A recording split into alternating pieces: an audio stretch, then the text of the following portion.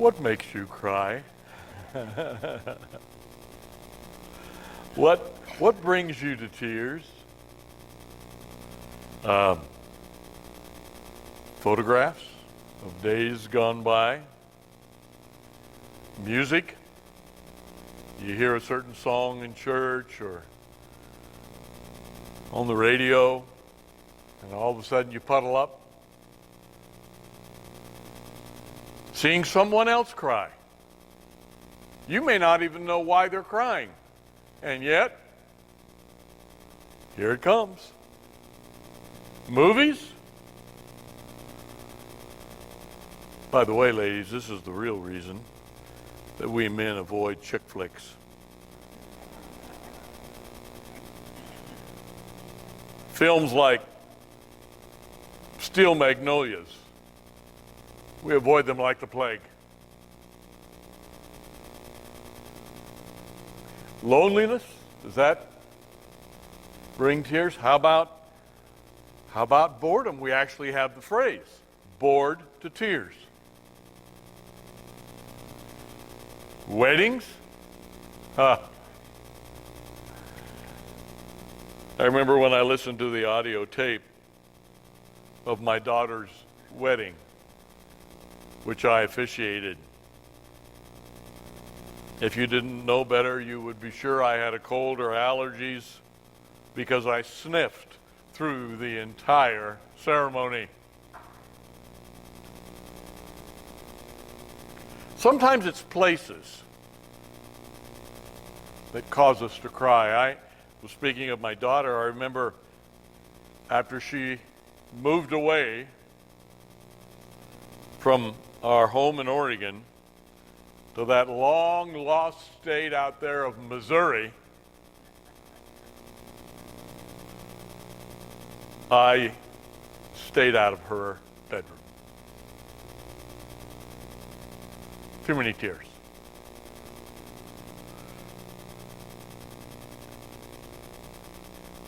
Funny situations. Now, that's a whole turnaround, isn't it? But it's possible. I mean, I can think of some times in my life when I'm not sure I could explain it. I just felt really silly, couldn't stop laughing, and actually some tears of laughter showed up. You say, oh, most anything can make me cry. I'm just like Eeyore, I'm depressed all the time. We use the phrase, oh, they could cry at the drop of a hat. I'm sure Jesus cried. I'm sure he cried many times for many of those reasons that we just mentioned, but actually the Bible only records 3 of them. I'm thankful for that. We're going to spend some time in the next couple of weeks looking at those instances, because if we can learn what made Jesus cry, we can learn what makes him cry, even now, and perhaps what should make us cry. We're going to look at each of those 3 instances, just the first one today, and ask ourselves, what's behind that? What's behind those tears? Let's look at the one that you probably are most familiar with. When he wept for his friends. When he wept for his friends. The setting is a grief scene where Jesus arrives at the home where Lazarus once lived, but had died recently. And so now Jesus greets the 2 sisters of Lazarus, also close friends of his. And I think many other friends of Christ were there, because it was a place that he often would visit socially, just to spend time to enjoy those people. Certainly, Mary and Martha are grieving. And we look at this story in John 11, and when we look at the 33rd verse, we read, when Jesus saw her, and the her in this case is Mary, when Jesus saw her weeping, and the Jews who had come along with her also weeping, he was deeply moved in spirit and troubled. He was deeply moved, all the way to his spirit, troubled. And verse 34, "Where have you laid him?" he asked. "Come and see, Lord," they replied. And then those familiar words, Jesus wept. Jesus wept. It's the only time that particular word for weep is used in the New Testament. Yes, it means to shed tears, but I think one of the best translations, at least for me to understand this, is it's building, it's building, it's building, and we get to that verse, and it reads, he burst into tears. Good translation, I think. He was troubled within, deeply moved. In fact, the old King James uses this term, groaned in spirit. Makes me think of that passage in Romans 8 that says the Spirit hears our groans and can translate them to the Father when we just can't come up with words. He groaned in his spirit. The Greek words there in that 33rd verse mean to be visibly shaken, to be so emotionally moved that the body trembles. So we see here Jesus crying because he was deeply moved. By what? What moved him? Well, the big clue here is, and we already read it, when Jesus saw her weeping. And the Jews who had come along with her also weeping. Then it says he was deeply moved. So it seems to me that it makes perfect sense to say Jesus wept for his friends. Where is Jesus when you're brought to tears? I'll tell you where he is. He's nearby, and I'll tell you what he's doing. He is weeping. He's weeping with you. Because when you grieve, he is deeply moved. And we need to catch this and hang on to it here for a little bit this morning, because sometimes we accuse the Lord of not caring. In fact, you remember in this story, he kind of took his time getting to them. And he was scolded by them. They said, Lord, you're too late. Yeah, if you would have taken so long, if you would have been here. I mean, we all have a tendency to do that with the Lord and to forget. Oh no, he's right on time, and he's very much moved. I love these words from a song. God weeps along with man, takes him by the hand. Tears are a language God understands. Remember the old hymn, Does Jesus care? When I've said goodbye to the dearest on earth to me, and my sad heart aches till it nearly breaks, is it not to him? Does he see? I mean, that's us. That's our tendency. And then the chorus of that song has the answer. Oh, yes, he cares. I know he cares. His heart is touched with my grief. When the days are dreary and the long night weary, I know my Savior cares. Yeah, Bernadine finishes it off for me.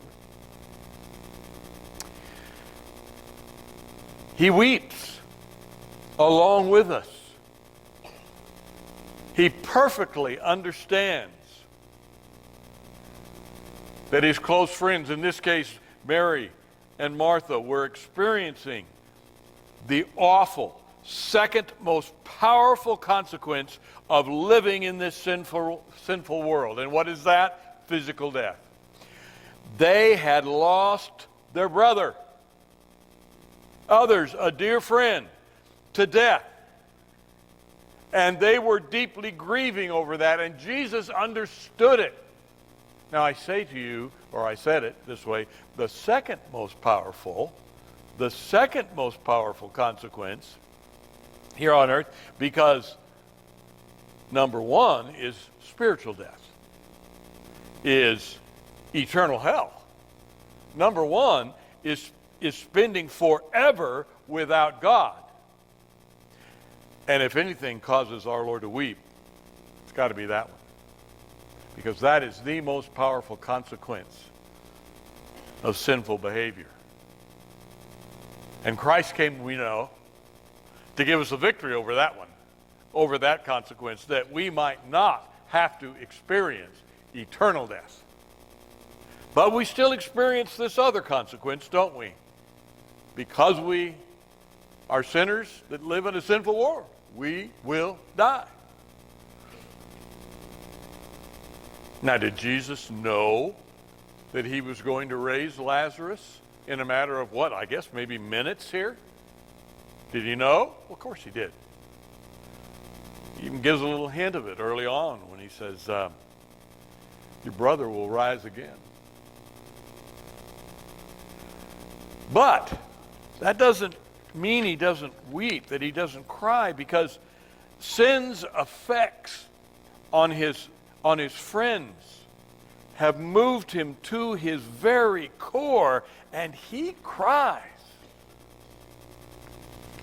despite knowing what he's going to do. What makes Jesus cry? Well, you could say it this way: sin's consequences. Specifically, sin's effects on his friends.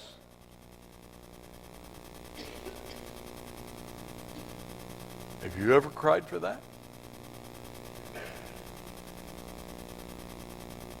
Have you ever cried over the devastation that sin brought to the life of a friend? Whether it's because they are directly responsible, personally responsible for the consequences, or indirectly, maybe they are innocent themselves, but they've been hit by the flying shrapnel, the fallout of other people's sin. Have you ever cried for them? It's interesting, isn't it, that we don't think past like we should. We don't think past those original sinful actions. In fact, at its point of origin, most sin looks and feels pretty good. I guess that's one reason we get pretty good at it. And we kind of move through life and don't think about, my sin may be hurting somebody. Here's an example. This is written by now the late Dr. Dobson. He said, for years now, researchers have been saying that extramarital affairs are resulting in risking, of course, marriages and careers and children. He said, what happens to individuals who cheat on their spouses? He said, after the thrill of the chase and the cooling of passion, folks have to get back to cooking, cleaning, and earning a living. He said, the grass may look greener on the other side of the fence, but it still has to be mowed. Personal flaws and irritants show up in the new spouse.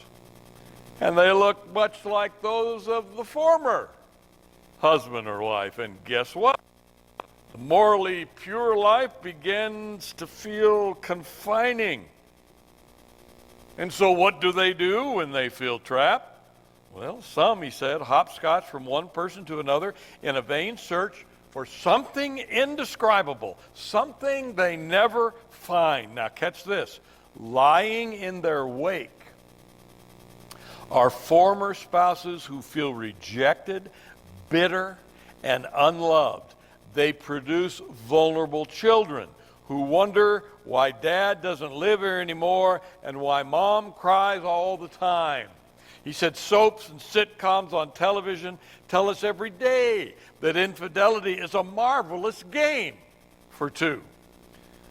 It sure does look like fun, but when it's run its course, it brings only pain and disillusionment.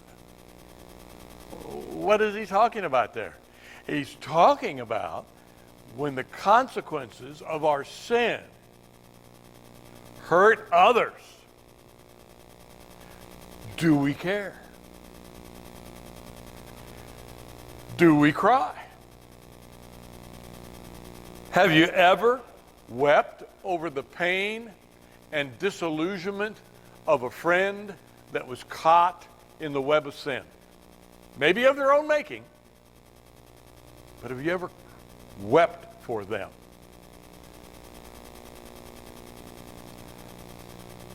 Sure you have. I hope you can answer that, yes. Sure you have. But did you realize how Christ-like that is? How Christ-like it is to not necessarily try to fix their problem. You and I are not good fixers of sin. Jesus, now he's got double sword there. He can.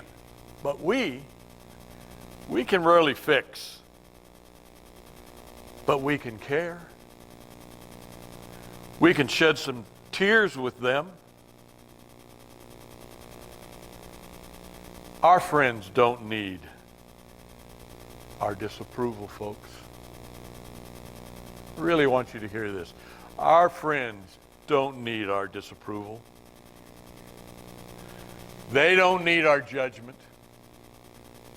They don't need our anger over their sinful behavior.